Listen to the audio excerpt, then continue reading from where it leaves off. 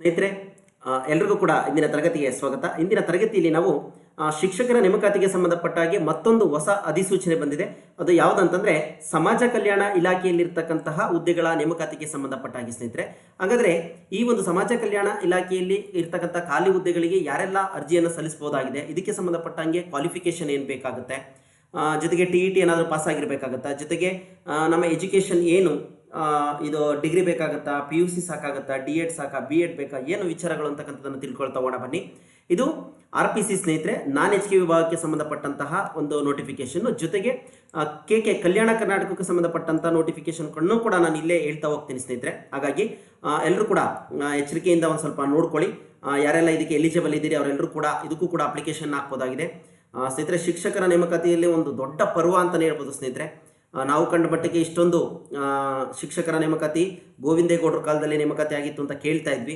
ಹಾಗಾದರೆ ಇತ್ತೀಚಿನ ದಿನಗಳಲ್ಲಿ ಇಷ್ಟು ಒಂದು ದೊಡ್ಡ ಪ್ರಮಾಣದ ಅಲ್ಲಿ KRIAS ಆಗಿರ್ಬೋದು, PhD ಶಿಕ್ಷಕರು, ಅದಾದಮೇಲೆ ಸರ್ಕಾರದ ವತಿಯಿಂದ PhD GPT ಶಿಕ್ಷಕರು, HST ಶಿಕ್ಷಕರು, ಇವಾಗ ಸಮಾಜ ಕಲ್ಯಾಣ ಇಲಾಖೆಯಲ್ಲಿ ಇರ್ತಕ್ಕಂಥ ಶಿಕ್ಷಕರು, ಕಲ್ಯಾಣ ಕರ್ನಾಟಕಕ್ಕೆ ಸಂಬಂಧಪಟ್ಟ ಹಾಗೆ ಹೀಗೆ ನೋಡ್ತಾ ಹೋಗೋದಾದರೆ RPCಯಲ್ಲಿ ಸ್ನೇಹಿತರೆ ಒಟ್ಟು 100 ಹುದ್ದೆಗಳಿದ್ದಾವೆ. ಇದಕ್ಕೆ ಸಂಬಂಧಪಟ್ಟ ಹಾಗೆ KK ಕಲ್ಯಾಣ ಕರ್ನಾಟಕದಲ್ಲಿ 40 ಹುದ್ದೆಗಳಿದ್ದಾವೆ ಸ್ನೇಹಿತರೆ. ಓಕೆನಾ, ಒಟ್ಟು 140 ಹುದ್ದೆಗಳಿಗೆ ಸಂಬಂಧಪಟ್ಟ ಹಾಗೆ ಏನಾಗಿದೆ ಅಧಿಸೂಚನೆಯನ್ನು ಹೊರಡಿಸಿದ್ದಾರೆ. ಇದಕ್ಕೆ ಯಾರೆಲ್ಲ ಅರ್ಜಿಯನ್ನು ಸಲ್ಲಿಸಬಹುದು, ಏನೆಲ್ಲ ದಾಖಲಾತಿಗಳು ಬೇಕಾಗುತ್ತೆ ಅಂತಕ್ಕಂಥ ಎಲ್ಲ ವಿಚಾರಗಳನ್ನು ವಿತ್ ರೋಸ್ಟರ್ ಸ್ನೇಹಿತರೆ ತಿಳ್ಕೊಳ್ತಾ ಹೋಗೋಣ ಬನ್ನಿ. ಒಂದೊಂದಾಗಿ ರೋಸ್ಟರ್ನು ಕೂಡ ಕೊಟ್ಟಿದ್ದೀನಿ. ಏನೇನು ರೋಸ್ಟರ್ಗಳಿದೆ KK ಮತ್ತು RPC ನಾನ್ ಕಲ್ಯಾಣ ಕರ್ನಾಟಕಕ್ಕೆ ಸಂಬಂಧಪಟ್ಟಕ್ಕೆ ತಿಳ್ಕೊಳ್ತಾ ಪ್ರತಿಯೊಂದು ಅಂಶವನ್ನು ಒಂದೊಂದಾಗಿ ತಿಳ್ಕೊಳ್ತಾ ಹೋಗೋಣ ಬನ್ನಿ.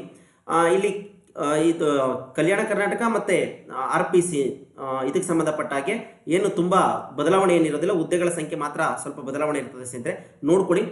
ಜೊತೆಗೆ ನೀವಿನ್ನೂ ನಮ್ಮ ಚಾನಲ್ನ ಸಬ್ಸ್ಕ್ರೈಬ್ ಮಾಡಿಲ್ಲ ಅಂದರೆ ಸಬ್ಸ್ಕ್ರೈಬ್ ಮಾಡಿ. ಜೊತೆಗೆ ನೋಟಿಫಿಕೇಷನ್ನು, ಈ ರೋಸ್ಟರು ಎಲ್ಲ ವಿಚಾರವನ್ನು ನಾನು ವಾಟ್ಸಪ್ ಅಥವಾ ಟೆಲಿಗ್ರಾಮ್ ಗ್ರೂಪ್ಗಳಲ್ಲಿ ಶೇರ್ ಮಾಡ್ತೀನಿ. ನೀವು ಜಾಯ್ನ್ ಆಗಿ. ಈ ವಿಡಿಯೋದ ಡಿಸ್ಕ್ರಿಪ್ಷನಲ್ಲಿ ಏನು ಮಾಡಿರ್ತೀನಿ ಇದಕ್ಕೆ ಸಂಬಂಧಪಟ್ಟ ಹಾಗೆ ವಾಟ್ಸಪ್ ಮತ್ತು ಟೆಲಿಗ್ರಾಮ್ ಗ್ರೂಪ್ಗಳ ಲಿಂಕನ್ನು ಕೂಡ ಕೊಟ್ಟಿರ್ತೀನಿ ಸ್ನೇಹಿತರೆ. ಜಾಯ್ನ್ ಆಗಿ, ಪರೀಕ್ಷಾ ದೃಷ್ಟಿಯಿಂದ ಅನುಕೂಲ ಆಗುತ್ತೆ ಅಂತ ಹೇಳ್ತಾ, ಜೊತೆಗೆ ಏನೆಲ್ಲ ಸಿಲೆಬಸ್ ಇದೆ, ಬೇರೆ ಶಿಕ್ಷಕರ ನೇಮಕಾತಿಗೂ ಕೂಡ ಶಿಕ್ಷಕರ ನೇಮಕಾತಿ ಮತ್ತು ಈ ಸಮಾಜ ಕಲ್ಯಾಣ ಇಲಾಖೆಯ ಶಿಕ್ಷಕರ ನೇಮಕಾತಿಗೆ ಸ್ನೇಹಿತರೆ ಸಿಲೆಬಸ್ಸಲ್ಲಿ ತುಂಬ ಬದಲಾವಣೆ ಇದೆ. ಅದನ್ನು ಪ್ರತಿಯೊಂದೊಂದಾಗಿ ನೋಡ್ತಾ ಹೋಗೋಣ ಬನ್ನಿ. ಎಲ್ಲರೂ ಕೂಡ ಕಲ್ಯಾಣ ಕರ್ನಾಟಕ ಮತ್ತು ನಾನ್ ಕಲ್ಯಾಣ ಕರ್ನಾಟಕ ಎಲ್ಲರೂ ಕೂಡ ನೋಡ್ತಾ ಹೋಗಿ. ಇದು ವಸತಿ ಶಾಲಾ ಶಿಕ್ಷಕರ ನೇಮಕಾತಿ ಆಗಿರ್ತದೆ ಸ್ನೇಹಿತರೆ. ಈ ಒಂದು ಹುದ್ದೆಗಳನ್ನು ಕೂಡ ಸ್ಪರ್ಧಾತ್ಮಕ ಪರೀಕ್ಷೆಯ ಮೂಲಕನೇ ನೇಮಕಾತಿಯನ್ನು ಮಾಡ್ಕೊಳ್ತಾ ಇದ್ದಾರೆ. ಇದೊಂದು ವಸತಿ ಶಾಲಾ ಶಿಕ್ಷಕರ ನೇಮಕಾತಿ ಆಗಿದೆ. ಸ್ಯಾಲ್ರಿ ಬಂದು 41,300ರಿಂದ 81,800 ರೂಪಾಯಿವರೆಗೂ ಇರುತ್ತೆ. ಒಟ್ಟು 140 ಹುದ್ದೆಗಳು. 40 ಹುದ್ದೆಗಳನ್ನು ಎಲ್ಲಿ ಅಂತಂದರೆ ಕಲ್ಯಾಣ ಕರ್ನಾಟಕಕ್ಕೆ ಸಂಬಂಧಪಟ್ಟ ಹಾಗೆ ಕೊಟ್ಟಿದ್ದಾರೆ. ಒಟ್ಟು 140 ಹುದ್ದೆಗಳ ನೇಮಕಾತಿ ಆಗಿರ್ತದೆ, ನೋಡ್ಕೊಳ್ಳಿ. ಎಲ್ಲರೂ ಕೂಡ ಒಂದಲ್ಲ ಒಂದು ರೀತಿ ಅವಕಾಶವನ್ನು ತಗೊಂಡು ಈ ಸಲ ಒಂದು ಶಿಕ್ಷಕ ಹುದ್ದೆಯನ್ನು ನಾವು ನಮ್ಮದನ್ನಾಗಿ ಮಾಡಿಕೊಳ್ಳಲೇಬೇಕಾಗಿದೆ. ಹಾಗಾಗಿ ಈಗಿದ್ರೂ ತಯಾರಿಯನ್ನು ಮಾಡ್ತಾ ಇದ್ದೀವಿ. ಇದಕ್ಕೂ ಕೂಡ ಅಪ್ಲಿಕೇಶನನ್ನು ಹಾಕಿ ನೀವು ತಯಾರಿಯನ್ನು ಮಾಡಿಕೊಂಡು ಹುದ್ದೆಯನ್ನು ನಮ್ಮದಾಗಿಸ್ಕೊಳ್ಳೋಣ ಅಂತ ಹೇಳ್ತಾ ಸ್ನೇಹಿತರೆ, ಇದನ್ನು ರೋಸ್ಟರ್ ಕೂಡ ಕೊಟ್ಟಿದ್ದಾರೆ. ರೋಸ್ಟರ್ನ ನಾನು ಮುಂದೆ ಹೇಳ್ತೀನಿ. ವಿದ್ಯಾರ್ಹತೆ ಏನು ಬೇಕು, ಪ್ರಮುಖವಾಗಿರ್ತಕ್ಕಂಥ ವಿಚಾರ, ಯಾರೆಲ್ಲ ಇದಕ್ಕೆ ಅರ್ಜಿಯನ್ನು ಸಲ್ಲಿಸಬಹುದು ಅಂತೇಳಿ. ಶೈಕ್ಷಣಿಕ ವಿದ್ಯಾರ್ಹತೆ ಬಂದು ಸ್ನೇಹಿತರೆ PUC ಆಗಿರಬೇಕು. ಅದರ ಜೊತೆಗೆ ವಿತ್ ಮಿನಿಮಮ್ 50%, 50% PUCನಲ್ಲಿ ಇರಲೇಬೇಕು. ಚೆನ್ನಾಗಿ ನೆನಪಿಟ್ಕೊಳ್ಳಿ. ಪದೇ ಪದೇ ಇದಕ್ಕೆ ಸಂಬಂಧಪಟ್ಟ ಹಾಗೆ ಪ್ರಶ್ನೆಗಳನ್ನ ಕೇಳಿಬಿಡಿ. ತುಂಬ ಗೊಂದಲ ಇದ್ದರೆ, ನಾನು ಇಲ್ಲಿ ಹೇಳಿರೋ ವಿಚಾರಗಳೇನಾದರೂ ಬಿಟ್ಟು ನಿಮ್ಮಲ್ಲಿ ಗೊಂದಲ ಇದ್ದರೆ ಮಾತ್ರ ಆ ಪ್ರಶ್ನೆಗಳನ್ನ ಕೇಳಿ ಅಂತ ಹೇಳ್ತಾ, PUCನಲ್ಲಿ ಮಿನಿಮಮ್ 50% ಮಾರ್ಕ್ಸ್ ಇರಬೇಕು. ಜೊತೆಗೆ ಮತ್ತು 2 years diploma in elementary education D.Ed ಅಂತ ಏನು ಹೇಳಿರ್ತೀವಿ ಅದು ಆಗಿರಬೇಕಾಗತ್ತೆ. ಅಥವಾ PUC with minimum 50% marks and 4 year bachelor elementary education ಅಂತೇಳಿ 4 ವರ್ಷದ ಎಲಿಮೆಂಟ್ರಿ ಎಜುಕೇಷನ್ ಏನಾದರೂ ಮಾಡ್ಕೊಂಡಿದ್ರೆ ಅವರು ಕೂಡ ಇದಕ್ಕೆ ಅಪ್ಲಿಕೇಶನ್ ಹಾಕ್ಬೋದಾಗಿದೆ. ಅವರು PUCಯ ಜೊತೆಗೆ ಏನು ಮಾಡಿರ್ತಾರೆ, 4 ವರ್ಷಗಳ ಎಲಿಮೆಂಟ್ರಿ ಎಜುಕೇಷನ್ ಮಾಡ್ಕೊಂಡಿರ್ತಾರೆ. ಆ ಥರದವ್ರು ಏನಾದರೂ ಇದ್ದರೆ ಓಕೆನಾ. ಇದಾದ ಮೇಲೆ ಇನ್ನು SC ST ಮತ್ತು ಕ್ಯಾಟಗರಿ 1 ಇವರಿಗೆ ಏನಂತಂದರೆ 45%, 45% ಇದ್ದರೆ ಇವ್ರೇನು ಮಾಡ್ಬೋದು, ಅರ್ಜಿಯನ್ನು ಸಲ್ಲಿಸ್ಬೋದು ಸ್ನೇಹಿತರೆ. ಓಕೆನಾ, ಎಲ್ಲಿ PUCನಲ್ಲಿ. ಓಕೆ, PUC ಮತ್ತು D.Ed ಎರಡರಲ್ಲೂ ಕೂಡ ಏನಾಗಿರಬೇಕಾಗುತ್ತೆ, SC ST ಪ್ರವರ್ಗ 1 ಅಭ್ಯರ್ಥಿಗಳಿಗೆ 45%, ಇನ್ನು ಉಳಿದಂಥ OBC ಮತ್ತು GM ಅಭ್ಯರ್ಥಿಗಳಿಗೆ 50% ಮಾರ್ಕ್ಸ್ ಇರಬೇಕಾಗುತ್ತೆ. ಇದು ವಸತಿ ಶಾಲಾ ಶಿಕ್ಷಕರ ನೇಮಕಾತಿಗೆ ಸಂಬಂಧಪಟ್ಟಾಗಿರ್ತಕ್ಕಂತಹ ಒಂದು ವಿದ್ಯಾರ್ಹತೆ. ಹಾಗಾದರೆ ಇದು 1 to 5th ಅಂದರೆ PhD ಶಿಕ್ಷಕರ ನೇಮಕಾತಿ ಆಗಿರ್ತದೆ ಸ್ನೇಹಿತರೆ. ಈಗ ನಿಮಗೆ ಅರ್ಥ ಆಯಿತು, ಇಲ್ಲಿ ಹೈಸ್ಕೂಲ್ ಶಿಕ್ಷಕರ ನೇಮಕಾತಿ ಅಲ್ಲ, ಇದು GPT ಶಿಕ್ಷಕರ ನೇಮಕಾತಿ ಅಲ್ಲ, ಓನ್ಲಿ PhD ಶಿಕ್ಷಕರ ನೇಮಕಾತಿ. ಓಕೆನಾ, 1 to 5th ಶಿಕ್ಷಕರಿಗೆ ಸಂಬಂಧಪಟ್ಟಂಥ ನೇಮಕಾತಿ ಆಗಿರ್ತವೆ. ಇದನ್ನು ಆಶ್ರಮ ಶಾಲೆಗಳು ಅಂತ ಹೇಳಿ ನಡೆಸ್ತಾ ಇದೆ ಸ್ನೇಹಿತರೆ, ಸೋಷಿಯಲ್ ವೆಲ್ಫೇರ್ ಡಿಪಾರ್ಟ್ಮೆಂಟು, ಸಮಾಜ ಕಲ್ಯಾಣ ಇಲಾಖೆ. ಅಲ್ಲಿ PhD ಶಿಕ್ಷಕರು ಅಂದರೆ 1 to 7th ಇರ್ಬೋದು ಅಥವಾ 1 to 5th ಇರುತ್ತೆ ಅಂತ ಅಂದ್ಕೊಂಡಿದ್ದೀನಿ. ಇದುವರೆಗೂ ಕೂಡ ನನಗೆ ಗೊತ್ತಿರೋ ಹಾಗೆ ಆಶ್ರಮ ಶಾಲೆಗಳು ಆ ಥರದ್ದು ನಡೆಯುತ್ತೆ. ಅಂಥ ಶಾಲೆಗಳಲ್ಲಿ ನೀವು ಕೆಲಸವನ್ನು ನಿರ್ವಹಿಸಬೇಕಾಗತ್ತೆ. ಹಾಗಾಗಿ ಅದು ವಸತಿ ಶಾಲೆ ಆಗಿರುತ್ತೆ, ನೋಡ್ಕೊಳ್ಳಿ. ಇದು PhD ಶಿಕ್ಷಕರು 1 to 5th. ಓಕೆನಾ, ಕ್ಲಿಯರ್ ಆಯಿತು ಅಂತ ಅನ್ಕೊತೀನಿ. ನೆಕ್ಸ್ಟು, ಮೇಲೆ ಹೊಂದಿರತಕ್ಕಂಥ ವಿದ್ಯಾರ್ಹತೆಯನ್ನು ಹೊಂದದೇ ಇರುವ ಅಭ್ಯರ್ಥಿಗಳು ನೇಮಕಾತಿ ಪ್ರಕ್ರಿಯೆಯಲ್ಲಿ ಭಾಗವಹಿಸಿದ್ದಾರೆ. ಅವರು ಏನಾದರೂ ಆ ಥರದ್ದು ಏನಾದ್ರು ಕಂಡು ಬಂದರೆ ಅವರ ಅಭ್ಯರ್ಥಿತನವನ್ನು ರದ್ದುಪಡಿಸ್ತೀವಿ ಅಂತ ಹೇಳಿದರೆ ಇದೇನು ಸಮಸ್ಯೆ ಆಗೋದಿಲ್ಲ. ಬನ್ನಿ, ಅಂಕಪಟ್ಟಿಗಳು, ಪ್ರಮಾಣ ಪತ್ರ, ಮೂಲ ದಾಖಲೆಗಳು ಕಡ್ಡಾಯವಾಗಿ ಪರಿಶೀಲನೆಯ ಸಮಯದಲ್ಲಿ ಹಾಜರುಪಡಿಸಬೇಕಾಗಿರ್ತದೆ. ಹಾಗಾಗಿ ಎಲ್ಲ ಡಾಕ್ಯುಮೆಂಟ್ಗಳನ್ನ ಸಿದ್ಧಪಡಿಸಿ ಇಟ್ಕೊಂಡಿರಬೇಕಾಗತ್ತೆ. ಓಕೆನಾ. ನೆಕ್ಸ್ಟು, ಇನ್ನು ಬೇರೆ ರೀತಿ ಯಾವುದೇ ರೀತಿ ಎಜುಕೇಷನನ್ನು ಅವರು ಅಕ್ಸೆಪ್ಟ್ ಮಾಡೋದಿಲ್ಲ ಅಂತ ಹೇಳಿದ್ದಾರೆ. ನೆಕ್ಸ್ಟು, ವಯೋಮಿತಿ ಬಗ್ಗೆ ಸಾಕಷ್ಟು ಪ್ರಶ್ನೆಗಳನ್ನ ಕೇಳ್ತಾ ಇದ್ದೀರಿ ಸ್ನೇಹಿತರೆ. ಸರ್ಕಾರ ಇತ್ತೀಚೆಗೆ ಬೇರೆ ಅಂದರೆ ಶಿಕ್ಷಕ ನೇಮಕಾತಿಗೆ ಸಂಬಂಧಪಟ್ಟಂಥ ನೇಮಕಾತಿಗಳಲ್ಲಿ 5 ವರ್ಷ ಸಡಿಲಿಕೆ ಕೊಟ್ಟಿದೆ ಅಂತಲೇ ಹೇಳಿದ್ದಾರೆ. ಇದರಲ್ಲಿ ಯಾವುದು 5 ವರ್ಷ ಸಡಿಲಿಕೆ ಅಂತಂದರೆ ಇಲ್ಲಿ ಹೇಳಿದರೆ 5 ವರ್ಷ ವಯೋಮಿತಿಯನ್ನು, ಗರಿಷ್ಠ ವಯೋಮಿತಿಯನ್ನು ಒಂದು ಬಾರಿಗೆ ಅನ್ವಯವಾಗುವಂತೆ ಗರಿಷ್ಠ ವಯೋಮಿತಿಯನ್ನು 5 ವರ್ಷಗಳ ಸಡಿಲಿಕೆಯನ್ನು ನೀಡಿದ್ದು, ಈ ಹಿನ್ನೆಲೆಯಲ್ಲಿ ಅದನ್ನು ಅಳವಡಿಸಿಕೊಂಡ ನಂತರ ಅಭ್ಯರ್ಥಿಗಳು ಆ 5 ವರ್ಷವನ್ನು ಸೇರಿಸ್ಕೊಂಡ್ರೆ ಈ ಕೆಳಕಂಡ ಗರಿಷ್ಠ ವಯೋಮಿತಿಯನ್ನು ಮೀರಿರಬಾರದು. ಇದೇ ಹೈಯೆಸ್ಟ್ ಸ್ನೇಹಿತರೆ. 5 ವರ್ಷ ಸೇರಿಸ್ಕೊಂಡ್ರೂ ಕೂಡ ಏನು GM ಸಾಮಾನ್ಯ ಅಭ್ಯರ್ಥಿಗಳಿಗೆ ಎಷ್ಟಿರಬೇಕು? 40 ವರ್ಷ ವಯಸ್ಸಾಗಿರಬೇಕು. ಪ್ರವರ್ಗ 2A, 2B, 3A 3 ಅಭ್ಯರ್ಥಿಗಳಿಗೆ 43 ವರ್ಷಗಳ ವಯಸ್ಸಾಗಿರಬೇಕು. ಪರಿಶಿಷ್ಟ ಜಾತಿ, ಪಂಗಡ ಮತ್ತು ಪ್ರವರ್ಗದ ಅಭ್ಯರ್ಥಿಗಳಿಗೆ 45 ವರ್ಷಗಳು ವಯಸ್ಸು ಆಗಿರೋ ಮೀರದಲ್ಲಿರುವಂಥವ್ರು ಸ್ನೇಹಿತರೆ. ಅಷ್ಟು ವರ್ಷಗಳು ಕ್ರಾಸ್ ಆಗಿರಬಾರ್ದು, ಅಂಥವ್ರು ಅಪ್ಲಿಕೇಶನನ್ನು ಹಾಕ್ಬೋದಾಗಿದೆ. ನೆಕ್ಸ್ಟು ನೋಡ್ಕೊಳ್ಳಿ, ಇದರಲ್ಲಿ ವಯಸ್ಸಿಂದ ಏನು ಗೊಂದಲ ಇಲ್ಲ ಅನ್ಕೊತೀನಿ.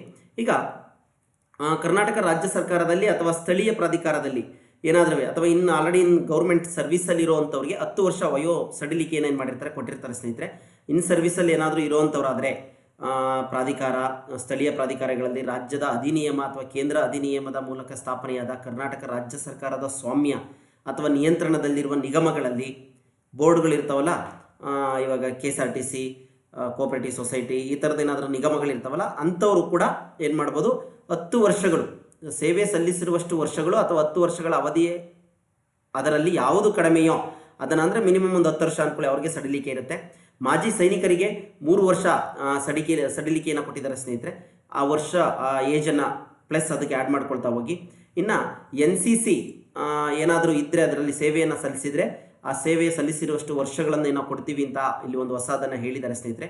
ಎಲ್ಲಿ ಪೂರ್ಣಕಾಲಿಕ ಪರಿವೀಕ್ಷಕರಾಗಿ ಸೇವೆ ಸಲ್ಲಿಸಿ ಬಿಡುಗಡೆಯಾಗಿರುವ ವ್ಯಕ್ತಿಗಳಾಗಿದ್ದರೆ NCCನಲ್ಲಿ. ನೆಕ್ಸ್ಟು, ರಾಜ್ಯ ಅಥವಾ ರಾಜ್ಯ ಸರ್ಕಾರಗಳಿಂದ ಪುರಸ್ಕೃತವಾದ ಗ್ರಾಮೀಣ ಔದ್ಯಮೀಕರಣ ಯೋಜನೆಯ ಮೇರೆಗೆ ನೇಮಕಗೊಂಡು ಗ್ರಾಮ ಸಮೂಹ ಪರಿಶೀಲಕರಾಗಿ ಈಗ ಕೆಲಸ ಮಾಡ್ತಾ ಇದ್ದರೆ ಅಂಥವ್ರಿಗೂ ಕೂಡ ಒಂದಷ್ಟು ವರ್ಷಗಳ ಸಡಿಲಿಕೆಯನ್ನು ಕೊಟ್ಟಿದ್ದೀವಿ ಅಂತ ಹೇಳ್ತಾರೆ. ವಿಕಲಚೇತನ ಅಭ್ಯರ್ಥಿಗಳಿಗೆ 10 ವರ್ಷ ಸಡಿಲಿಕೆ ಇದೆ. ಇವೆಲ್ಲವನ್ನು ನೋಡ್ಕೊಳ್ಳಿ.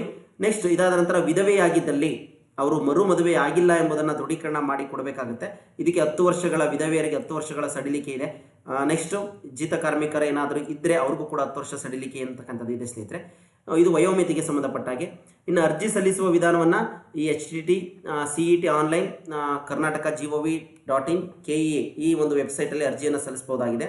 ಅರ್ಜಿ ಸಲ್ಲಿಸೋದಕ್ಕೆ ಪ್ರಾರಂಭವಾದ ದಿನಾಂಕ 21/8/26. ಆನ್ಲೈನ್ ಮೂಲಕ ಅರ್ಜಿ ಸಲ್ಲಿಸಲು ಕೊನೆಯ ದಿನಾಂಕ ಬಂದು 18/9/26 ಸ್ನೇಹಿತರೆ. ಓಕೆನಾ. ಸೆಪ್ಟೆಂಬರ್ 18ನೇ ತಾರೀಕು ಲಾಸ್ಟ್ ಡೇಟ್ ಆಗಿರ್ತದೆ. ಶುಲ್ಕ ಪೇ ಮಾಡೋದಕ್ಕೆ 19 ಸೆಪ್ಟೆಂಬರ್ 2026 ಲಾಸ್ಟ್ ಡೇಟ್ ಆಗಿರ್ತದೆ ಸ್ನೇಹಿತರೆ. ಸೂಚನೆ: ಯಾವುದೇ ರೀತಿಯ ಅರ್ಜಿ ಭರ್ತಿಯನ್ನು ಮಾಡಬೇಕಾದ್ರೆ ತಪ್ಪು ಅಥವಾ ಸುಳ್ಳು ಮಾಹಿತಿಯನ್ನು ನೀಡಿದ್ದಲ್ಲಿ ಅದಕ್ಕೆ ಏನು ಕಾನೂನಿನ ರೀತಿ ಸೂಕ್ತ ಕ್ರಮ ಕೈಗೊಳ್ಳಲಾಗುತ್ತೋ ಅದನ್ನು ತಗೊಳ್ತಾರಂತೆ. ಯಾವುದೇ ರೀತಿ ತಪ್ಪು ಮಾಹಿತಿಗಳನ್ನ ಕೊಡೋಕ್ಕೆ ಹೋಗಬೇಡಿ. ಇನ್ನು ಪ್ರೊಬೇಷನರಿ ಇರುತ್ತೆ, ಅದರ ಬಗ್ಗೆ ಏನು ಹೆಚ್ಚಿನ ತಲೆ ಕೆಡಿಸ್ಕೊಳ್ಳುವಂಥ ಅವಶ್ಯಕತೆ ಇಲ್ಲ. ವೇತನ ಶ್ರೇಣಿಯನ್ನು ಕೂಡ ಆಲ್ರೆಡಿ ಹೇಳಿದ್ವಿ. ಪಿಂಚಣಿ ಸೌಲಭ್ಯ NPS ಇರುತ್ತೆ, ಇದೆಲ್ಲ ಏನು ಅವಶ್ಯಕತೆ ಇಲ್ಲ. ಇನ್ನು ಶುಲ್ಕ ಬಂದು ಸ್ನೇಹಿತರೆ, ಸಾಮಾನ್ಯ ಅಭ್ಯರ್ಥಿಗಳು ಮತ್ತು OBC ಅಭ್ಯರ್ಥಿಗಳಿಗೆ ಒಟ್ಟು 750 ರೂಪಾಯಿ ಶುಲ್ಕ ಇರುತ್ತೆ. ಇನ್ನು ಪರಿಶಿಷ್ಟ ಜಾತಿ, ಪಂಗಡ, ಪ್ರವರ್ಗ ಅಭ್ಯರ್ಥಿಗಳು, ತೃತೀಯ ಲಿಂಗಿಗಳು, ಮಾಜಿ ಸೈನಿಕರಿಗೆ 500 ರೂಪಾಯಿ ಇರುತ್ತೆ. ಇನ್ನು ವಿಶೇಷ ಚೇತನ ಅಭ್ಯರ್ಥಿಗಳಿಗೆ 250 ರೂಪಾಯಿ ಶುಲ್ಕ ಇರ್ತದೆ ಸ್ನೇಹಿತರೆ.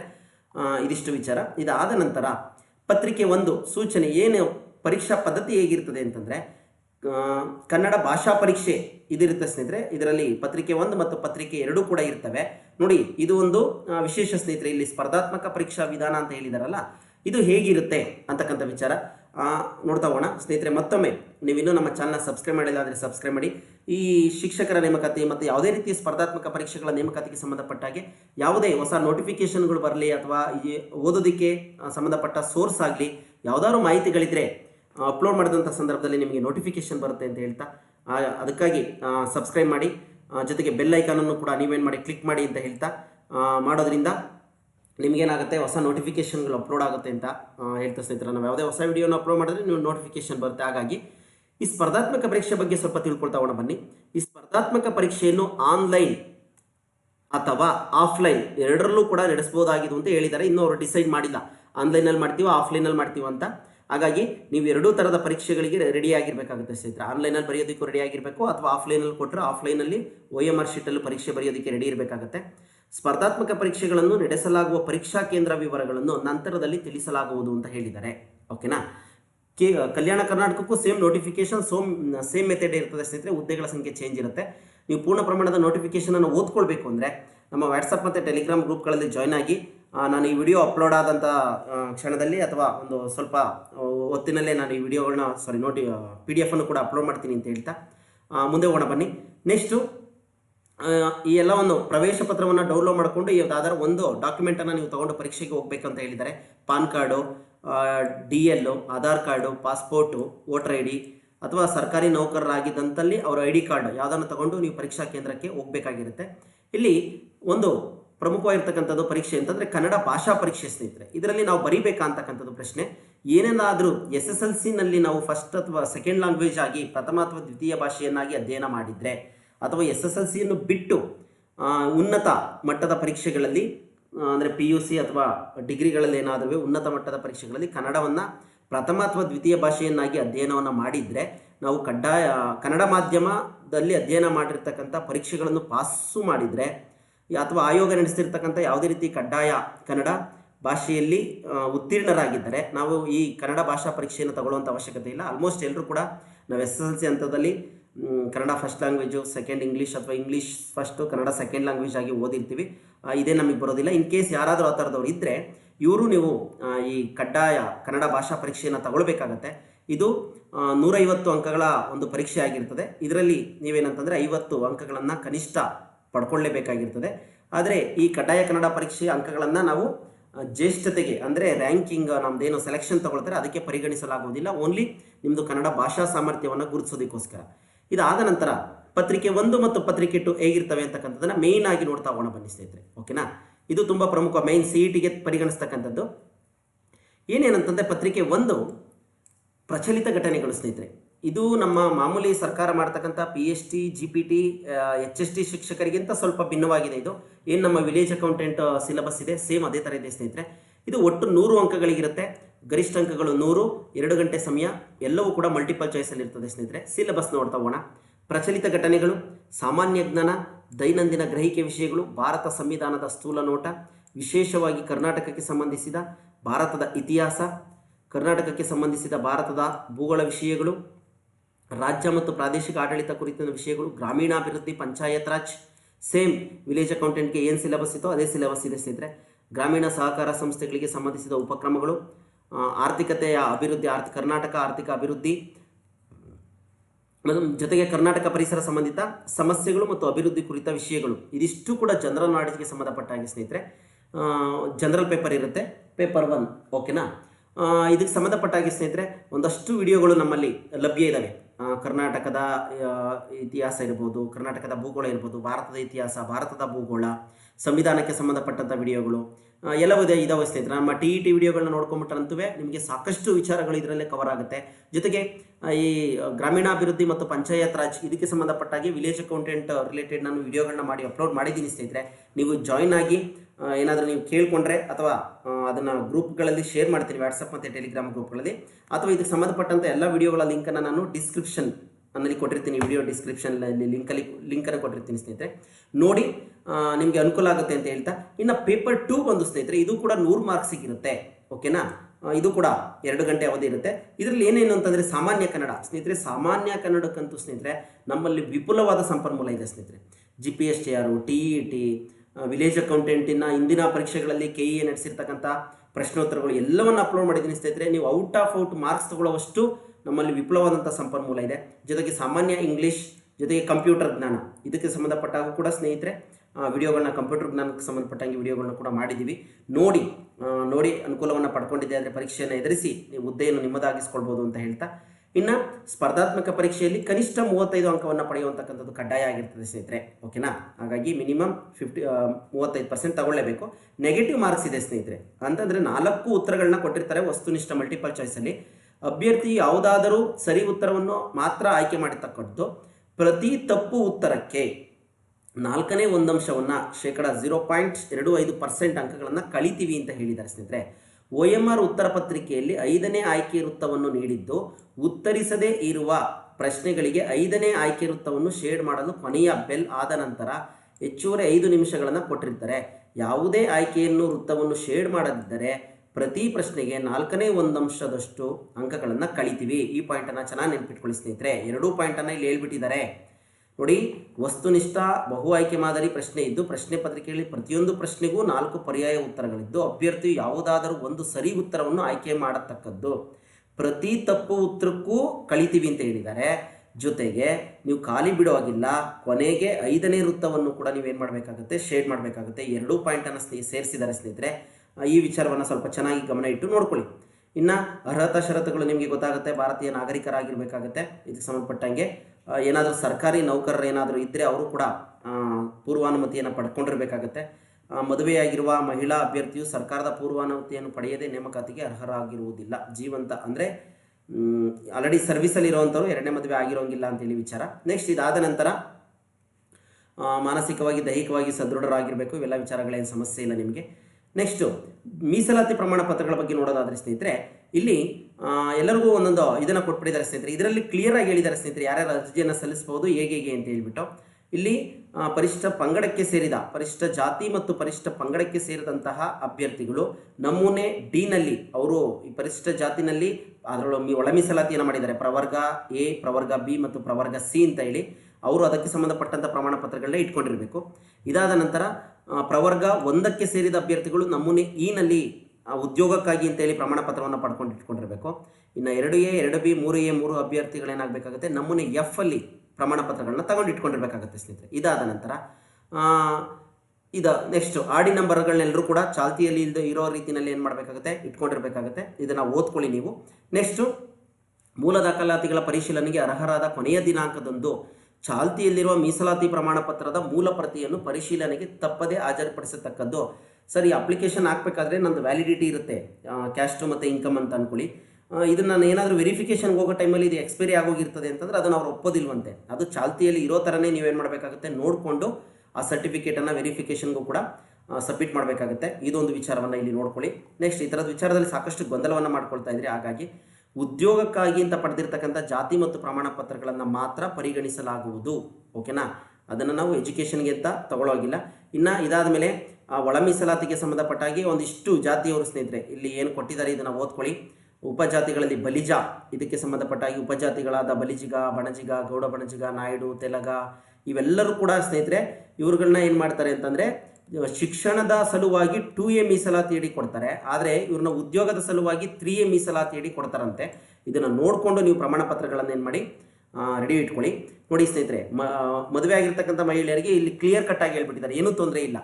ಇತರೆ ಹಿಂದುಳಿದ ವರ್ಗದ ಪ್ರವರ್ಗ 2A, 2B, 3A ಮತ್ತು 3B ವರ್ಗದ ವಿವಾಹಿತ ಮಹಿಳಾ ಅಭ್ಯರ್ಥಿಗಳು ಅವರ ಪತಿಯ ಹೆಸರಿನೊಂದಿಗೆ ಜಾರಿಯಾದ ಆದಾಯ ಪ್ರಮಾಣ ಪತ್ರವನ್ನು ಅರ್ಜಿ ಸಲ್ಲಿಸಲು ನಿಗದಿಪಡಿಸಿದ ಕೊನೆಯ ದಿನಾಂಕದೊಳಗೆ ಪಡೆದಿಟ್ಟಿರತಕ್ಕಂಥದ್ದು.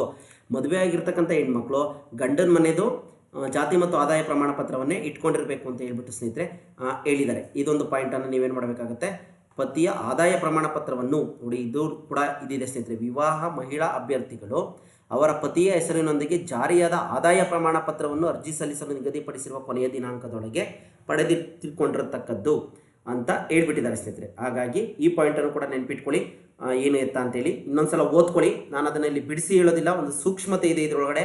ಆ ಸೂಕ್ಷ್ಮತೆಯನ್ನು ನೀವು ಗಮನಿಸಿ ಅರ್ಥ ಮಾಡಿಕೊಂಡು ರೆಡಿ ಮಾಡಿ ಇಟ್ಕೊಳ್ಳಿ ನಿಮ್ಮ ಜಾತಿ ಮತ್ತು ಆದಾಯ ಪ್ರಮಾಣ ಪತ್ರಗಳನ್ನು. ಓಕೆನಾ? ನೆಕ್ಸ್ಟ್ ಇದಾದ ನಂತರ ಮಾಜಿ ಸೈನಿಕರು ಅವರಿಗೆ ಸಂಬಂಧಪಟ್ಟಂಥ ಸರ್ಟಿಫಿಕೇಟ್ಗಳು ಇಟ್ಕೊಳ್ತಾರೆ. ಇನ್ನು ಇದಾದ ನಂತರ ಗ್ರಾಮೀಣ ಅಭ್ಯರ್ಥಿಗಳಿಗೆ ಬಂದಂಥ ಸಂದರ್ಭದಲ್ಲಿ ಸ್ನೇಹಿತರೆ ಇದನ್ನು ಆಲ್ರೆಡಿ ಹೇಳಿದ್ದೀನಿ, GM ಅಭ್ಯರ್ಥಿಗಳು ಏನಾದರೂ ಗ್ರಾಮೀಣ ಮೇಲುಸ್ತರಕ್ಕೆ ಸೇರಿಲ್ಲ, ನಾವು ಕ್ರಿಮಿಲೇಯರ್ ಒಳಗಡೆನೇ ಇದ್ದೀವಿ ಅಂಥವರಾದರೆ ಅವರು ನಮೂನೆ 1 ಪಡೆದಿಟ್ಕೊಳ್ಬೇಕಾಗುತ್ತೆ GM ಅಭ್ಯರ್ಥಿಗಳು. ಇನ್ನು ಸಾಮಾನ್ಯ ಅಭ್ಯರ್ಥಿಗಳು 8 ಲಕ್ಷ ಮೀರಿದರೆ ಅವರೇನು ಬರೋದಿಲ್ಲ. ನೆಕ್ಸ್ಟ್ ಇದಾದ ನಂತರ ಇನ್ನು ಎಲ್ಲ ವರ್ಗದವರು, ಪರಿಶಿಷ್ಟ ಜಾತಿ ಪಂಗಡ ವರ್ಗ 1 ಇವರೆಲ್ಲರೂ ಕೂಡ ಗ್ರಾಮೀಣ ಮೀಸಲಾತಿ ಪ್ರಮಾಣ ಪತ್ರವನ್ನು 2A ನಮೂನೆಯಲ್ಲಿ ಪಡೆದು ಇಟ್ಕೊಂಡಿರಬೇಕು ಅಂತ ಹೇಳಿದ್ದಾರೆ ಸ್ನೇಹಿತರೆ, ಮುಖ್ಯೋಪಾಧ್ಯಾಯರ ಸಹಿ ಮತ್ತು ಕ್ಷೇತ್ರ ಶಿಕ್ಷಣಾಧಿಕಾರಿಗಳ ಸಹಿಯೊಂದಿಗೆ. ನೆಕ್ಸ್ಟು ಇವೆಲ್ಲ ಸರ್ಟಿಫಿಕೇಟ್ಗಳು ಮಾದರಿ ಕೊಟ್ಬಿಟ್ಟಿದ್ದಾರೆ ಸ್ನೇಹಿತರೆ, ನಾನು ಮುಂದೆ ತೋರಿಸ್ತೀನಿ. ಇಲ್ಲಿ ಪ್ರಮಾಣ ಪತ್ರಗಳೆಲ್ಲ ಹೇಗಿರಬೇಕು ಅಂತೇಳಿ ಒಂದು ಮಾದರಿಯನ್ನು ಕೊಟ್ಟಿದ್ದಾರೆ. ಟೆಲಿಗ್ರಾಮ್ ಅಥವಾ ವಾಟ್ಸಪ್ ಗ್ರೂಪಲ್ಲಿ ನಾನು ಶೇರ್ ಮಾಡ್ತೀನಿ, ಅಲ್ಲಿ ನೋಡ್ಕೊಳ್ಳಿ. ನೀವು ಇಲ್ಲಿ ಮಾದರಿ ಕೊಟ್ಟಿರೋದ್ರಿಂದ ನಮಗೇನು ಹೆಚ್ಚಿನ ಗೊಂದಲ ಇಲ್ಲಿ ಆಗೋದಿಲ್ಲ, ಓಕೆನಾ. ಕನ್ನಡ ಮಾಧ್ಯಮ ಅಭ್ಯರ್ಥಿ ಪ್ರಮಾಣ ಪತ್ರವನ್ನು ಕೂಡ ನಾವೇನು ಮಾಡಬೇಕಾಗುತ್ತೆ, ಪಡೆದು ಇಟ್ಕೊಂಡಿರಬೇಕಾಗುತ್ತೆ ಸ್ನೇಹಿತರೆ. ಇದು ಏನಿಲ್ಲ, 1 ರಿಂದ 10ನೇ ತರಗತಿವರೆಗೂ ಕನ್ನಡ ಮೀಡಿಯಮಲ್ಲಿ ಓದಿರಬೇಕಾಗುತ್ತೆ. ನೆಕ್ಸ್ಟ್ ಇದಾದ ನಂತರ ಯೋಜನೆಗಳಿಂದ ಯೋಜನಾ ನಿರಾಶ್ರಿತ ಅಭ್ಯರ್ಥಿಗಳು ಆ ಸರ್ಟಿಫಿಕೇಟ್ ತೊಗೊಳ್ತೀರಿ. ವಿಶೇಷ ಚೇತನ ಅಭ್ಯರ್ಥಿಗಳು ಅವ್ರ ಸಂಬಂಧಿತ ಸರ್ಟಿಫಿಕೇಟನ್ನು ತೊಗೊಳ್ತೀರಿ. 40% ಕಡಿಮೆ ಇಲ್ಲದಂತಹ ಸರ್ಟಿಫಿಕೇಟ್ ಅವರು ತೊಗೊಳ್ತಾರೆ. ನೆಕ್ಸ್ಟು ತೃತೀಯ ಲಿಂಗಿಗಳು ಅವ್ರುಗಳು ಕೂಡ ಸಂಬಂಧಪಟ್ಟಂಥ ಸರ್ಟಿಫಿಕೇಟನ್ನು ಇಟ್ಕೊಂಡು ಏನು ಮಾಡ್ತಾರೆ, ಅಪ್ಲಿಕೇಶನ್ಗಳನ್ನ ಹಾಕ್ಕೊಳ್ತಾರೆ. ನೋಡ್ಕೊಳ್ಳಿ, ನೋಟಿಫಿಕೇಷನ್ನ ಓದ್ಕೊಳ್ಳಿ. ಇನ್ನು ಅರ್ಜಿಯನ್ನು ಹಾಕ್ತೀರಿ ನೀವು, ಪಾಸ್ಪೋರ್ಟ್ ಸೈಜ್ ಅಳತೆ ಇವೆಲ್ಲ ನಿಮಗೇನು ತೊಂದರೆ ಇಲ್ಲ. ನೆಕ್ಸ್ಟು ಏನೇನು ಬೇಕಾಗುತ್ತೆ ಅಂತಂದರೆ ಆಧಾರ್ ಕಾರ್ಡ್ ಬೇಕಾಗುತ್ತೆ. ಅರ್ಜಿ ಸಲ್ಲಿಸಲು ನಿಗದಿಪಡಿಸಿರುವ ಕೊನೆಯ ದಿನಾಂಕದೊಳಗೆ ಪಡೆದ ಆಯಾ ಹುದ್ದೆಗಳಿಗೆ ನಿಗದಿಪಡಿಸಲಾದ ವಿದ್ಯಾರ್ಹತೆ, ಎಲ್ಲ ವಿಷಯ ಸೆಮಿಸ್ಟರ್ಗಳ ಅಂಕಪಟ್ಟಿಗಳು ನಿಮ್ಮ ಜೊತೆ ಇರಬೇಕು. ಘಟಿಕೋತ್ಸವ ಪ್ರಮಾಣ ಪತ್ರ, ಏನು ನಾವು ಕಾನ್ವೊಕೇಶನ್ ಅಂತ ಹೇಳಿ ಕರಿತೀವಿ ಸ್ನೇಹಿತರೆ, ಕಾನ್ವೊಕೇಶನ್ ಇರಬೇಕು. ಅಥವಾ ಇಲ್ಲಿ PDC ಅಂತ ಹೇಳಿದ್ದಾರೆ, ಈ PDC ಸರ್ಟಿಫಿಕೇಟನ್ನು ನೀವೇನು ಮಾಡಬೇಕಾಗುತ್ತೆ, ಇಟ್ಕೊಂಡು ಅಪ್ಲಿಕೇಶನ್ ಹಾಕಬೇಕು. ಎಲ್ಲ ಹುದ್ದೆಗಳಿಗೂ ಕೂಡ ಇದೇ ನಿಯಮ ಅನ್ವಯ ಆಗುತ್ತೆ, ಹಾಗಾಗಿ ನೋಡ್ಕೊಳ್ಳಿ. ಇದಿಷ್ಟು ವಿಚಾರಗಳು ಸ್ನೇಹಿತರೆ. ಜನ್ಮ ದಿನಾಂಕವನ್ನು ನಮೂದಿಸಿರುವ SSLC ಅಥವಾ ತತ್ಸಮಾನ ಪರೀಕ್ಷೆಯ ಪ್ರಮಾಣ ಪತ್ರ, ವರ್ಗಾವಣೆ ಪತ್ರ, ಜನನ ದಿನಾಂಕ ತೋರುವಂಥ ಸಂಚಿತ ದಾಖಲಾತಿಯ ಉದ್ರುಕ್ತ ಭಾಗವನ್ನು ನಾವೇನು ಮಾಡಬೇಕಾಗುತ್ತೆ, ಎಲ್ಲ ಇಟ್ಕೊಳ್ಬೇಕಾಗುತ್ತೆ. ಇಟ್ಕೊಂಡು ಅಪ್ಲಿಕೇಶನನ್ನು ಹಾಕಬೇಕಾಗುತ್ತೆ ಸ್ನೇಹಿತರೆ. ಇನ್ ಸರ್ವಿಸಲ್ಲಿರೋರು NOCಯನ್ನು ತಗೊಂಡು ಅಪ್ಲಿಕೇಶನ್ ಹಾಕಬೇಕಾಗುತ್ತೆ, ಅದನ್ನು ಕೂಡ ಕೊಟ್ಟಿದ್ದಾರೆ. ಇದೆಷ್ಟು ತಿದ್ದುಪಡಿ ಮಾಡೋದಕ್ಕೆ ಅವಕಾಶ ಇಲ್ಲ, ಅರ್ಜಿ ಹಾಕಿದ ಮೇಲೆ ಆನ್ಲೈನಲ್ಲಿ ಅಂತ ಹೇಳಿದ್ದಾರೆ. ಹಾಗಾಗಿ ಎಚ್ಚರಿಕೆಯಿಂದ ಅಪ್ಲಿಕೇಶನನ್ನು ಹಾಕ್ಕೊಳ್ಳಿ. ಏನಾದರೂ ಹೆಚ್ಚಿನ ಮಾಹಿತಿ ಬೇಕಾದರೆ ಸ್ನೇಹಿತರೆ ಇಲ್ಲಿ ದೂರವಾಣಿ ಸಂಖ್ಯೆಯನ್ನು ಕೊಟ್ಬಿಟ್ಟಿದ್ದಾರೆ. ಬೆಳಗ್ಗೆ 10 ಗಂಟೆಯಿಂದ ಸಂಜೆ 6 ಗಂಟೆವರೆಗೂ ಮಾಡ್ಬೋದಂತೆ. ನೀವು ಇದೇ ದೂರವಾಣಿ ಸಂಖ್ಯೆಯನ್ನು ಬರೆದಿಟ್ಕೊಳ್ಳಿ. ಏನಾದ್ರು ಡೌಟ್ ಇದ್ದರೆ ನೀವು ಅವರಿಗೆ ಕರೆ ಮಾಡಿ ಮಾಹಿತಿಯನ್ನು ತಗೊಳ್ಳಿ ಅಂತ ಹೇಳ್ತಾ, ನೆಕ್ಸ್ಟ್ ಈಗೇನು ಮಾಡೋಣ, ರೋಸ್ಟರ್ಗೆ ಹೋಗೋಣ ಸ್ನೇಹಿತರೆ. ಇನ್ನು ಸೇಮ್ ಕಲ್ಯಾಣ ಕರ್ನಾಟಕದ್ದು ಸೇಮ್ ಡೀಟೇಲ್ಸ್ ಇದೆ ಸ್ನೇಹಿತರೆ, ಏನು ಗೊಂದಲ ಮಾಡ್ಕೊಳ್ಬೇಡಿ. ನಿಮಗೆ 40 ಹುದ್ದೆಗಳಿದೆ ಕಲ್ಯಾಣ ಕರ್ನಾಟಕಕ್ಕೆ ಅಭ್ಯರ್ಥಿಗಳಿಗೆ ಮೀಸಲಾತಿಗೆ. ಇದೊಂದು ವಿಚಾರವನ್ನು ನೋಡ್ಕೊಳ್ಳಿ. ಇಲ್ಲಿ ಸರ್ ಕಲ್ಯಾಣ ಕರ್ನಾಟಕದ್ದು ಮಾಡಿಕೊಡ್ಲಿಲ್ಲ ನೀವು ಅಂತೇಳಿ ಹಿಂದಿನ HSTR GPSTR ಇದರಲ್ಲಿ ಕೇಳಿದ್ರಿ. ಸೇಮ್ ಪ್ರೊಸೀಜರ್ ಎಲ್ಲ ಇದೆ, ಇದನ್ನು ನೀವು ಒಂದ್ಸಲ ಗ್ರೂಪಲ್ಲಿ ಶೇರ್ ಮಾಡ್ತೀನಿ, ನೀವು ಅದನ್ನು ನೋಡಿಕೊಂಡು ಮಾಹಿತಿಯನ್ನು ತಗೊಳ್ಳಿ ಅಂತ ಹೇಳ್ತಾ, ಇನ್ನು ಪ್ರಮಾಣ ಪತ್ರಗಳನ್ನ ಲಾಸ್ಟಿಗೆ ಹೇಳ್ತೀನಿ. ರೋಸ್ಟರ್ ಬಗ್ಗೆ ನೋಡಿ ತಗೊಂಡು ಬನ್ನಿ ಸ್ನೇಹಿತರೆ. ಏನು ಹೇಳುತ್ತೆ ರೋಸ್ಟರು, ಎಷ್ಟು ನಾನು ಟಾಪ್ ಎಷ್ಟರಲ್ಲಿ ಬಂದಿರಬೇಕಾಗತ್ತೆ ಈ ವಸತಿ ಶಾಲಾ ಶಿಕ್ಷಕರ ನೇಮಕಾತಿಯಲ್ಲಿ. 100 ಹುದ್ದೆಗಳು ನಾನ್ HK ವಿಭಾಗದಲ್ಲಿ ಕರೆದಿದ್ದಾರೆ ಸ್ನೇಹಿತರೆ. ಇದರಲ್ಲಿ ಬನ್ನಿ ರೋಸ್ಟರನ್ನು ನೋಡ್ತಾ ಹೋಗೋಣ ಏನೇನಿದೆ ಅಂತೇಳಿ. ಮೀಸಲಾತಿ ವರ್ಗ ಸಾಮಾನ್ಯ ಅಭ್ಯರ್ಥಿ 8 ಹುದ್ದೆಗಳಿದ್ದಾವೆ, ಮಹಿಳಾ ಅಭ್ಯರ್ಥಿ 16 ಹುದ್ದೆಗಳಿದ್ದಾವೆ ಸ್ನೇಹಿತರೆ. ಮಹಿಳೆಯರಿಗಂತೂ ತುಂಬ ಒಳ್ಳೆಯ ಅವಕಾಶಗಳಿದೆ, ಅದನ್ನು ಬಳಸ್ಕೊಂಡು ಸದುಪಯೋಗ ಮಾಡಿಕೊಂಡು ಈ ಹುದ್ದೆಯನ್ನು ನಿಮ್ಮದಾಗಿಸ್ಕೊಳ್ಳಿ. ಗ್ರಾಮೀಣ ಅಭ್ಯರ್ಥಿ 12 ಹುದ್ದೆಗಳಿದ್ದಾವೆ, ಅಂಗವಿಕಲ ಅಭ್ಯರ್ಥಿಗಳು 2 ಹುದ್ದೆ, ಮಾಜಿ ಸೈನಿಕ 5 ಹುದ್ದೆಗಳು, ಕನ್ನಡ ಮಾಧ್ಯಮ ಅಭ್ಯರ್ಥಿಗಳಿಗೆ 3 ಹುದ್ದೆಗಳು, ಯೋಜನಾ ನಿರಾಶ್ರಿತ 3 ಹುದ್ದೆಗಳು, ತೃತೀಯ ಲಿಂಗಿಗಳು ಒಟ್ಟು 1 ಹುದ್ದೆ. ಒಟ್ಟು 50 ಹುದ್ದೆಗಳಿದ್ದಾವೆ ಸ್ನೇಹಿತರೆ ಸಾಮಾನ್ಯ ಅಭ್ಯರ್ಥಿಗಳಿಗೆ ಸಂಬಂಧಪಟ್ಟ ಹಾಗೆ. ಅಂದರೆ ಇವರು ಟಾಪಲ್ಲಿ ಬರಬೇಕಾಗುತ್ತೆ, ಯಾವುದು ಕ್ಯಾಸ್ಟು ಕನ್ನಡ ಮೀಡಿಯಂ ರೂರಲ್ಲಿ ಏನು ತಗೊಳ್ಳೋದಿಲ್ಲ, ಅಂದರೆ ಇಲ್ಲಿಗೆ ಬರುತ್ತೆ. ಆದರೆ ಟಾಪಲ್ಲಿ ಏನು ಬರ್ತಾರೆ ಇದು ಆ ಸಾಮಾನ್ಯ ಅಭ್ಯರ್ಥಿಗಳಾಗುತ್ತೆ. ಇನ್ನು ಪರಿಶಿಷ್ಟ ಜಾತಿ ಅದರಲ್ಲಿ ಪ್ರವರ್ಗ ಅವರು A ಇದಕ್ಕೆ ಸಂಬಂಧಪಟ್ಟ ಹಾಗೆ 1 ಹುದ್ದೆ, ಪ್ರವರ್ಗ Bಗೆ ಸಂಬಂಧಪಟ್ಟ ಹಾಗೆ ಇತರನಲ್ಲಿ 1 ಹುದ್ದೆ. ಸ್ಟಾರ್ ಹುದ್ದೆಯನ್ನು ಕೊಟ್ಟಿದ್ದಾರೆ ಸ್ನೇಹಿತರೆ. ಸ್ಟಾರ್ ಹುದ್ದೆ ಬಗ್ಗೆ ಆಲ್ರೆಡಿ ಸಾಕಷ್ಟು ಸಲ ಹೇಳ್ಬಿಟ್ಟಿದ್ದೀವಿ. ಪರಿಶಿಷ್ಟ ಜಾತಿ ಪ್ರವರ್ಗ Cನಲ್ಲಿ ಒಟ್ಟು 20ರಷ್ಟು ಹುದ್ದೆಗಳನ್ನು ಅವರು 59 ಅತ್ಯಂತ ಹಿಂದುಳಿದ ಜಾತಿಯವರಿಗೆ ಮೀಸಲಿರಿಸಿರ್ತಾರಂತೆ ಸ್ನೇಹಿತರೆ. ಒಂದು ವೇಳೆ ಅವ್ರು ಏನಾದರೂ ಸಿಗಲಿಲ್ಲ ಅಂದರೆ ಇದರೊಳಗಡೆ ಪರಿಶಿಷ್ಟ ಜಾತಿನಲ್ಲಿ ಮೇಲ್ವರ್ಗದವ್ರಿಗೆ ಕೊಡ್ತೀವಿ ಅಂತಕ್ಕಂಥದ್ದು ಈ ಸ್ಟಾರ್ ಹುದ್ದೆ, ನೆನಪಿಟ್ಕೊಳ್ಳಿ. ಪಂಗಡದವರಿಗೆ 1 ಹುದ್ದೆ ಆಗಿರ್ತದೆ. ಪ್ರವರ್ಗ 2Aಗೆ 3 ಹುದ್ದೆಗಳಿದ್ದಾವೆ, ಎಲ್ಲಿ ಸಾಮಾನ್ಯದಲ್ಲಿ. ಮಹಿಳಾ ಅಭ್ಯರ್ಥಿಗಳಿಗೆ ನೋಡ್ಕೊಳ್ತಾ ಹೋಗಿ ಹಾಗೆಯೇ 2 ಹುದ್ದೆಗಳು ಪರಿಶಿಷ್ಟ ABC ಅದರಲ್ಲಿ. ಪಂಗಡದಲ್ಲಿ 1 ಹುದ್ದೆ, ಪ್ರವರ್ಗ 1Aನಲ್ಲಿ 2 ಹುದ್ದೆಗಳಿದ್ದಾವೆ, ಪ್ರವರ್ಗ 2Aನಲ್ಲಿ 4 ಹುದ್ದೆಗಳು, ಪ್ರವರ್ಗ 2B ಎಲ್ಲ 2 ಹುದ್ದೆ 3B ವರೆಗೂ 2 ಹುದ್ದೆಗಳನ್ನ ಕೊಟ್ಟಿದ್ದಾರೆ. ನೆಕ್ಸ್ಟು ಗ್ರಾಮೀಣ ಅಭ್ಯರ್ಥಿಗಳಿಗೂ ಕೂಡ ಒಂದಷ್ಟು ಹುದ್ದೆಗಳನ್ನು ಏನು ಮಾಡಿದ್ದಾರೆ ಕೊಟ್ಟಿದ್ದಾರೆ ಸ್ನೇಹಿತರೆ. ಅಂಗವಿಕಲ ಅಭ್ಯರ್ಥಿ ಕೂಡ ಕೊಟ್ಟಿದ್ದಾರೆ. ಹಾಗಾದರೆ ನಾವು ಇವಾಗ ಯಾವ್ದಾದ್ರು ಒಂದು ಕ್ಯಾಟಗರಿಗೆ ತೊಗೊಳ್ಳೋಣ ಸ್ನೇಹಿತರೆ. ಯಾವ್ದಾದ್ರು ಒಂದು ಕ್ಯಾಟಗರಿಯನ್ನು ಎಕ್ಸ್ಪ್ಲೈನ್ ಮಾಡೋದಾದರೆ ಇಲ್ಲಿ 2B ಅಂತ ಇಟ್ಕೊಳ್ಳಿ. 2 ಹುದ್ದೆಗಳು ಮಹಿಳಾ ಅಭ್ಯರ್ಥಿಗಳಿಗೆ ರಿಸರ್ವೇಷನ್ ಕೊಟ್ಬಿಟ್ಟಿದ್ದಾರೆ ಸ್ನೇಹಿತರೆ. ಹಾಗಾದರೆ ನಮ್ಗೆ ಎಷ್ಟು ಹುದ್ದೆಗಳು ಸಿಗುತ್ತೆ 2B ಅವರಿಗೆ ಅಪ್ಲಿಕೇಶನ್ ಹಾಕೋದಕ್ಕೆ ಅನ್ನೋದಾದರೆ, ನೀವು ಮಹಿಳಾ ಅಭ್ಯರ್ಥಿ ಆಗಿದ್ದರೆ 2 ಹುದ್ದೆ, ಗ್ರಾಮೀಣ ಅಭ್ಯರ್ಥಿ ಆಗಿದ್ದರೆ ಗಂಡು ಮಕ್ಕಳಿಗೆ ಇಲ್ಲಿ ಅವಕಾಶ ಸಿಗುತ್ತೆ. ಕನ್ನಡ ಮೀಡಿಯಂಗೆ ಇಲ್ಲಿ ಏನೋ ಅವಕಾಶಗಳಿಲ್ಲ ಸ್ನೇಹಿತರೆ. ಹಾಗಾಗಿ 1 ಹುದ್ದೆ ಗಂಡು ಮಕ್ಕಳಿಗೆ ಪ್ಲಸ್ ಹೆಣ್ಮಕ್ಳು 2 ಹುದ್ದೆ ಆಡ್ ಮಾಡ್ಕೊಳ್ತಾ ಹೋಗಿ 2Bನಲ್ಲಿ ನಾನು ಎಕ್ಸ್ಪ್ಲೈನ್ ಮಾಡ್ತೀನಿ ರೋಸ್ಟರ್ನ ಅರ್ಥ ಮಾಡ್ಕೊಳ್ಳೋ ಉದ್ದೇಶದಿಂದ. ಗ್ರಾಮೀಣ ಅಭ್ಯರ್ಥಿ 1 ಹುದ್ದೆ ಆಯಿತಾ ಗಂಡು ಮಕ್ಕಳು ದೃಷ್ಟಿಯಿಂದ, ಹೆಣ್ಮಕ್ಳಾದರೆ 2 ಹುದ್ದೆ ಆಡ್ ಮಾಡ್ಕೊಳ್ಳಿ 3 ಹುದ್ದೆ ಆಯಿತು. ಇಲ್ಲಿ ಬನ್ನಿ 8 ಹುದ್ದೆಗಳು ನಿಮ್ಮದೇ ಸ್ನೇಹಿತರೆ. ನೀವೇನಾದ್ರು ಟಾಪ್ 8ಅಲ್ಲಿ ಬಂದರೆ ಓಕೆನಾ, ನೀವು ಏನೂ ರಿಸರ್ವೇಷನ್ ನಮ್ಮಲ್ಲಿಲ್ಲ ಟಾಪ್ 8ಅಲ್ಲಿ ಇದೀವಿ ಅಂತಂದರೆ ಆ 100 ಹುದ್ದೆಗಳಲ್ಲಿ ಇದು ನಾನ್ HK ಎಲ್ಲ ಜಿಲ್ಲೆಗಳಲ್ಲಿ ಎಲ್ಲೆಲ್ಲಿದ್ದಾವೆ ಹುದ್ದೆಗಳು ಆ ಎಲ್ಲ ಜಿಲ್ಲೆಗಳಿಗೆ ಸಂಬಂಧಪಟ್ಟಂಥ ರೋಸ್ಟರ್ ಸ್ನೇಹಿತರೆ. ಇದನ್ನೇನು ಜಿಲ್ಲಾವಾರು ನೇಮಕಾತಿ ಏನಾಗಿರೋದಿಲ್ಲ ಇದು, ಹಾಗಾಗಿ ನೆನ್ಪಿಟ್ಕೊಳ್ಳಿ. 8 ಒಂದು 9 ಹುದ್ದೆಗಳು ಪ್ಲಸ್ ಮಹಿಳಾ ಅಭ್ಯರ್ಥಿಗಳು ಈ 9 ಪ್ಲಸ್ 16 ಆ್ಯಡ್ ಮಾಡಿಕೊಂಡು ಪ್ಲಸ್ ಇಲ್ಲಿ 2 ಹುದ್ದೆಗಳನ್ನ 2Bಗೆ ಸಂಬಂಧಪಟ್ಟಾಗಿ ಆ್ಯಡ್ ಮಾಡ್ಕೊಳ್ಳಿ ಸ್ನೇಹಿತರೆ ಓಕೆನಾ. ಪ್ಲಸ್ ಗ್ರಾಮೀಣ ಅಭ್ಯರ್ಥಿ ಆಗಿದ್ರೆ 12 ಹುದ್ದೆಗಳು, ಅಂಗವಿಕಲ ಅಭ್ಯರ್ಥಿ ಆಗಿದ್ರೆ ಅವರು ಒಂದು 2 ಹುದ್ದೆಗಳನ್ನ ಆ್ಯಡ್ ಮಾಡ್ಕೊಳ್ತಾ ಹೋಗಿ, ಕನ್ನಡ ಮೀಡಿಯಂ ಇದ್ದರೆ ಮತ್ತೆ ಒಂದು 3 ಹುದ್ದೆಗಳನ್ನ ಆ್ಯಡ್ ಮಾಡ್ಕೊಳ್ಳಿ ಸ್ನೇಹಿತರೆ ಓಕೆನಾ. 19, 20, 28 ಒಂದು 28 ಹುದ್ದೆಗಳು ಏನಾಗುತ್ತೆ 28, 23, 30 ಹುದ್ದೆಗಳು ಸಿಗ್ತಾ ಹೋಗುತ್ತೆ ಸ್ನೇಹಿತರೆ PhD ಶಿಕ್ಷಕರಿಗೆ ಯಾರು 2Bಗೆ ಸಂಬಂಧಪಟ್ಟಾಗಿ. ಅದೇ ಥರ 3A ಹೋದಂಥ ಸಂದರ್ಭದಲ್ಲಿ ಈ 1 ಹುದ್ದೆ ಪ್ಲಸ್ ಈ 8 ಹುದ್ದೆಗಳು, ಮಹಿಳಾ ಅಭ್ಯರ್ಥಿ ಆದರೆ ಒಂದು 16 ಹುದ್ದೆಗಳು ಪ್ಲಸ್ ಇಲ್ಲೊಂದು 2 ಹುದ್ದೆಗಳನ್ನ ಆ್ಯಡ್ ಮಾಡ್ಕೊಳ್ಳಿ, ಗ್ರಾಮೀಣ ಅಭ್ಯರ್ಥಿ ಆಗಿದ್ರೆ ಅಲ್ಲೊಂದು 12 ಹುದ್ದೆಗಳು ಆ್ಯಡ್ ಮಾಡ್ಕೊಳ್ಳಿ, ಕನ್ನಡ ಮಾಧ್ಯಮ ಆಗಿದ್ದರೆ ಅಲ್ಲೊಂದು 3 ಹುದ್ದೆಗಳನ್ನ ಆ್ಯಡ್ ಮಾಡ್ಕೊಳ್ಳಿ. ಹೀಗೆ ಸ್ನೇಹಿತರೆ ಒಂದು ಅವರೇಜಲ್ಲಿ ಕಾಮನ್ ಆಗಿ ಹೇಳೋದಾದರೆ ಒಂದು ಇಲ್ಲೆಲ್ಲ ಒಂದೊಂದು 2 ಹುದ್ದೆ ಲೆಕ್ಕ ಹಾಕೊಂಡ್ರೆ ಗ್ರಾಮೀಣ ಅಭ್ಯರ್ಥಿನೂ ಲೆಕ್ಕ ಹಾಕೋಣ, ಕನ್ನಡ ಮಾಧ್ಯಮ ಲೆಕ್ಕ ಹಾಕೋಣ. 19, 19, 20, 31 ಒಂದು ಹೆಚ್ಚು ಕಡಿಮೆ ಅವರೇಜಲ್ಲಿ ಸ್ನೇಹಿತರೆ ಒಂದು 35 ಹುದ್ದೆಗಳು ಸಿಗ್ತಾ ಹೋಗುತ್ತೆ ಸ್ನೇಹಿತರೆ ಪ್ರತಿ ಕ್ಯಾಟಗರಿಯವರಿಗೆ ಓಕೆನಾ. ಟಾಪಲ್ಲಿ ಯಾರು ಬರ್ತೀರಿ ಒಂದು 35 ಇದರಲ್ಲಿ ಹೆಣ್ಮಕ್ಳನ್ನ ಇನ್ಕ್ಲೂಡ್ ಮಾಡಿಕೊಂಡು ಹೆಣ್ಮಕ್ಳನ್ನ ಬಿಟ್ಟು ಗಂಡು ಮಕ್ಕಳು ಲೆಕ್ಕ ಹಾಕೊಳ್ಳಿ ಎಷ್ಟಿಷ್ಟು ಆಗುತ್ತೆ ಅಂತೇಳಿ. ಈ ರೀತಿ ಇದಾವೆ ಸ್ನೇಹಿತರೆ. ಒಟ್ಟು ಒಂದು 100 ಹುದ್ದೆಗಳಿಗೆ ಇಲ್ಲೂ ಕೂಡ ಒಂದು ಉತ್ತಮವಾದಂಥ ಅವಕಾಶ ಅಂತಲೇ ಹೇಳ್ಬೋದು. ಇದರ ಸದುಪಯೋಗವನ್ನು ಮಾಡ್ಕೊಳ್ಳಿ. ಯಾಕೆಂದರೆ PhD ಶಿಕ್ಷಕರಿಗೆ ಕಾಂಪಿಟೇಷನ್ ಕೂಡ ಸ್ವಲ್ಪ ಕಡಿಮೆ ಇದೆ, ಹಾಗಾಗಿ ನೀವು ಇಲ್ಲೂ ಕೂಡ ಟ್ರೈ ಮಾಡ್ಬೋದು ಅಂತ ಹೇಳ್ತಾ. ಯಾಕೆ ಅಂತಂದರೆ ಸಿಲೆಬಸ್ಸನ್ನು ನೋಡಿದಂಥ ಸಂದರ್ಭದಲ್ಲಿ ನಮಗೆ ಸಾಮಾನ್ಯ ಇಲಾಖೆ ಸರ್ಕಾರ ಮಾಡಿರ್ತಕ್ಕಂಥ ಹುದ್ದೆಗಳ ನೇಮಕಾತಿ ಸಿಲೆಬಸ್ಸೇ ಬೇರೆ, ಈ ಸಿಲೆಬಸ್ಸೇ ಒಂದು ರೀತಿ ಭಿನ್ನವಾಗಿದೆ. ಹಾಗಾಗಿ ಇದನ್ನು ಕೂಡ ಗಮನ ಇಟ್ಕೊಂಡು ನೀವು ಓದಿ ಅಂತ ಹೇಳ್ತಾ ನೆಕ್ಸ್ಟ್ ಮುಂದೆ ಹೋಗೋಣ ಬನ್ನಿ. ಇದಾದ ನಂತರ ಕಲ್ಯಾಣ ಕರ್ನಾಟಕದ ಸಂಬಂಧಪಟ್ಟಾಗಿ ಹುದ್ದೆಗಳ ರೋಸ್ಟರನ್ನು ನೋಡ್ತಾ ಹೋಗೋಣ ಬನ್ನಿ ಸ್ನೇಹಿತರೆ. ಕಲ್ಯಾಣ ಕರ್ನಾಟಕಕ್ಕೆ ಸಂಬಂಧಪಟ್ಟ 40 ಹುದ್ದೆಗಳ ರೋಸ್ಟರ್. ಇಲ್ಲೂ ಕೂಡ ಏನಾಗಿದೆ ಸಾಮಾನ್ಯ ಅಭ್ಯರ್ಥಿಗಳಿಗೆ ಈ ರೀತಿ 4 ಹುದ್ದೆ ಇದ್ದಾರೆ, ಮಹಿಳಾ ಅಭ್ಯರ್ಥಿ 6, ಗ್ರಾಮೀಣ ಅಭ್ಯರ್ಥಿ 5, ಅಂಗವಿಕಲ 1 ಹುದ್ದೆ, ಮಾಜಿ ಸೈನಿಕ 2 ಹುದ್ದೆಗಳು, ಕನ್ನಡ ಮಾಧ್ಯಮ 1 ಹುದ್ದೆ, ಯೋಜನಾ ನಿರಾಶ್ರಿತ 1 ಹುದ್ದೆ ಸ್ನೇಹಿತರೆ. ಇದರ ಜೊತೆಗೆ ಕ್ಯಾಟಗರಿಗೂ ಕೂಡ ವಿಂಗಡಣೆ ಮಾಡಿದ್ದಾರೆ. ಇಲ್ಲಿ ಯಾವ್ಯಾವ ಕ್ಯಾಟಗರಿಗೆ ಎಷ್ಟೆಷ್ಟು ಬರ್ತವೆ ಅಂತ ನೋಡ್ಕೊಳ್ಳಿ. ಇಲ್ಲಿ ಪ್ರವರ್ಗ 3Bಗೆ ಬರೋದಾದರೆ ಇತರೆಗೆ 1 ಕೊಟ್ಟಿದ್ದಾರೆ, ಗ್ರಾಮೀಣ ಅಭ್ಯರ್ಥಿ 1 ಹುದ್ದೆ ಕೊಟ್ಟಿದ್ದಾರೆ ಸ್ನೇಹಿತರೆ. ಇವೆರಡು ಹುದ್ದೆಗಳ ಜೊತೆಗೆ ಇತರೆ 4 ಲೆಕ್ಕ ಹಾಕೊಳ್ಳಿ, 6 ಹುದ್ದೆ. ಮಹಿಳಾ ಅಭ್ಯರ್ಥಿ ಆಗಿದ್ರೆ ಇವೊಂದು 6, 12 ಹುದ್ದೆಗಳು ಲೆಕ್ಕ ಹಾಕೊಳ್ಳಿ. ಗ್ರಾಮೀಣ ಅಭ್ಯರ್ಥಿ ಆಗಿದ್ರೆ 5 ಹುದ್ದೆ, 17, ಒಂದು 18 ಹುದ್ದೆಗಳು ಸ್ನೇಹಿತರೆ ಸಿಗ್ತಾ ಹೋಗ್ತವೆ. ಈಗ ನೀವು ಪರಿಶಿಷ್ಟ ಜಾತಿ ಅದರೊಳಗೆ A ಲೆಕ್ಕ ತಗೊಳ್ಳೋದಾದರೆ 1 ಹುದ್ದೆ, 4, 1, 5 ಹುದ್ದೆ. ಮಹಿಳಾ ಅಭ್ಯರ್ಥಿ ಆಗಿದ್ರೆ 6, 4, 10, 9, 10, 11, 11, 5, 16, 16, 1, 17 ಹುದ್ದೆ ಈ ಥರ ಸಿಗ್ತಾ ಹೋಗ್ತವೆ ಸ್ನೇಹಿತರೆ. ಜೊತೆಗೆ 17, 18, 19 ಹುದ್ದೆಗಳು ಸಿಗ್ತಾ ಹೋಗುತ್ತೆ ಇಲ್ಲಿ ಪರಿಶಿಷ್ಟ ಜಾತಿ ಅದರಲ್ಲಿ A ವರ್ಗದವರಿಗೆ. ಈ ರೀತಿ ಸಾಕಷ್ಟು ಅವಕಾಶಗಳು ಇರೋದ್ರಿಂದ ಸ್ನೇಹಿತರೆ ಈ ರೋಸ್ಟರ್ ಆಲ್ರೆಡಿ ನಾನು ಹಿಂದಿನ ಪರೀಕ್ಷೆಗಳಲ್ಲಿ ಸಾಕಷ್ಟು ವಿವರಣೆಯನ್ನು ಕೊಟ್ಟಿದ್ದೀನಿ, ಅದನ್ನು ನೋಡಿ ಅರ್ಥ ಮಾಡಿಕೊಂಡು ಅಪ್ಲಿಕೇಶನ್ನ ಹಾಕಿ ನೀವು ಇಲ್ಲಿ ಸಾಕಷ್ಟು ಅವಕಾಶಗಳಿದ್ದಾವೆ ಅಂತ ಹೇಳ್ತಾ ಇದಿಷ್ಟು ರೋಸ್ಟರ್ಗೆ ಸಂಬಂಧಪಟ್ಟಿದ್ದು ಸ್ನೇಹಿತರೆ.